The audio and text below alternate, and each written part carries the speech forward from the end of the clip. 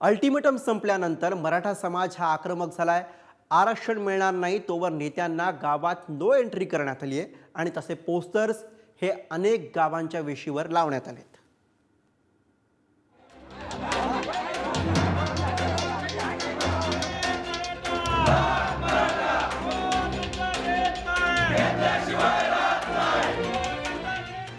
आरक्षण प्रश्नी कोल्हापुरातील मराठा समाज आक्रमक झाल्याचं बघायला मिळालं।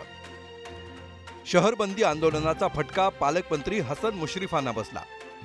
मुंबईवरून कोल्हापुरात परतलेल्या हसन मुश्रीफांना आंदोलकांनी रेल्वे स्थानक परिसरात रोखून धरलं। प्रचंड पोलीस बंदोबस्त असतानाही मराठा समाजाच्या कार्यकर्त्यांनी पालकमंत्र्यांची गाडी अडवली।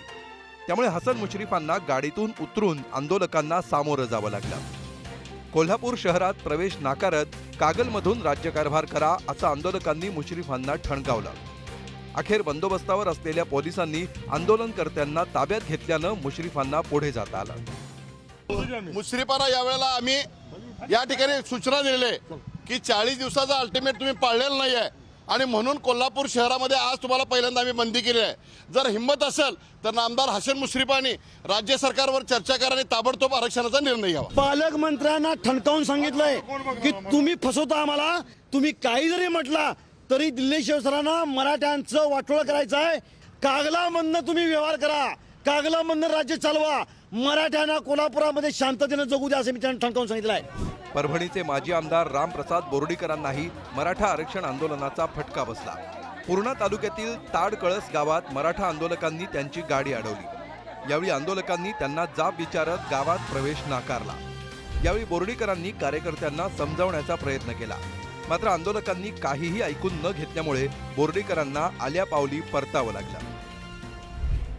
परभणीचे आमदार राहुल पाटलांनाही मराठा समाजाच्या रोषाला सामोरं जावं लागलं। राहुल पाटील हे मानवतमध्ये दूध संकलन केंद्राच्या कार्यक्रमासाठी आले होते। यावेळी मराठा आंदोलकांनी भर कार्यक्रमात घोषणाबाजी केली। गावबंदी असतानाही तुम्ही इथं आलातच कसे असा सवाल देखील विचारला। त्यामुळे राहुल पाटील यांना दूध संकलन केंद्राचं उद्घाटन न करताच परतावं लागलं। नांदेडमध्ये खासदार प्रताप पाटील चिखलीकर यांनी गावात प्रवेश केल्यामुळे त्यांच्या ताफ्यातील वाहनांची तोडफोड करण्यात आली। कंधार तालुक्यातील अंबुलगा गावातील गावकऱ्यांनी मराठा आरक्षण मिळेपर्यंत राजकीय नेत्यांना बंदी घालण्याचा निर्णय घेतलाय।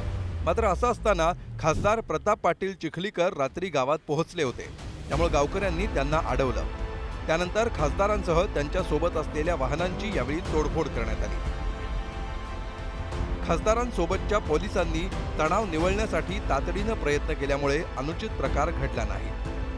की कोणी आजारी असेल, कोणाचा अंत्यविधी असेल, अशा कार्यक्रमाला आम्ही पुढारी म्हणजे तुमचेच मुलं आहोत ना, त्याच्यामुळं सार्वजनिक कार्यक्रम, सार्वजनिक बैठका असं तुम्ही त्याला 100% विरोध करा, आमचाही नाही। देवेंद्र फडणवीसांना टार्गेट करण्याचे प्रयत्न असतील तरी देवेंद्र फडणवीसांनीच मराठा समाजाला आरक्षण दिलं हे अख्ख्या महाराष्ट्राला माहिती आहे। की यांना गोडीत गावाच्या बाहेर काढा, आले तरी गोडीत गावाच्या बाहेर काढा। पण येणाऱ्या कोण नेते आहेत त्यांनी बी आडमोठपणा करू नका ना। कशाला येता आमच्या गावात तुम्ही आमच्या गावात येता कशासाठी? याचा अर्थ तुम्ही दादागिरी करायला गावात येता, परत कायदा सुव्यवस्था बिघडली म्हणता। तुम्ही येता कशामुळं? तुमचा संबंध काय आमच्या गावात यायचा?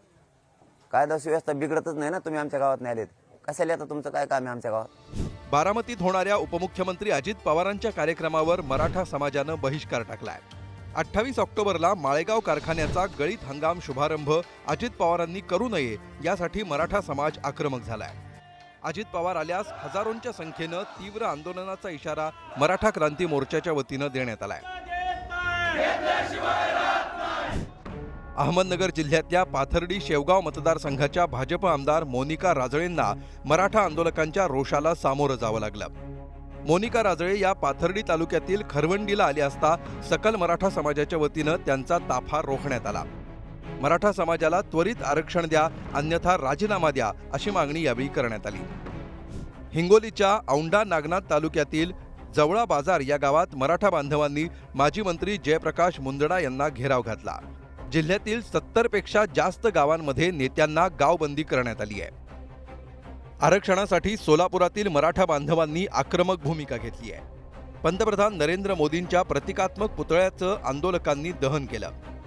लवकरात लवकर आरक्षण न मिळाल्यास राजकीय नेत्यांच्या गाड्या जाळून टाकण्याचा इशारा मराठा आंदोलकांनी दिलाय. राजकीय नेत्यांना गावबंदीचं लोण आता विदर्भातही पोहोचलंय. बुलढाणा जिल्ह्यातल्या सिंदखेड राजा तालुक्यातील राहेरी गावात राजकीय नेत्यांना गावात नो एंट्री करण्यात आली आहे.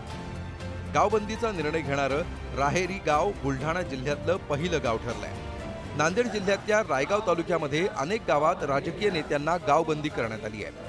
कांडाळा, होटाळा, पळसगाव, टाकळगाव, नरंगल आदी गावात मराठा समाजाच्या वतीनं मतदानावर बहिष्कार टाकण्याचा एकमतानं ठराव पास करण्यात आला. मनोज जरांगे यांच्या समर्थनार्थ जालन्यात या आंतरवाली सराटीत सुमारे 300 महिलांनी एकत्रित येत भव्य कॅन्डल मार्च काढला. यावेळी जोरदार घोषणाबाजीनं परिसर दणाणून गेला होता.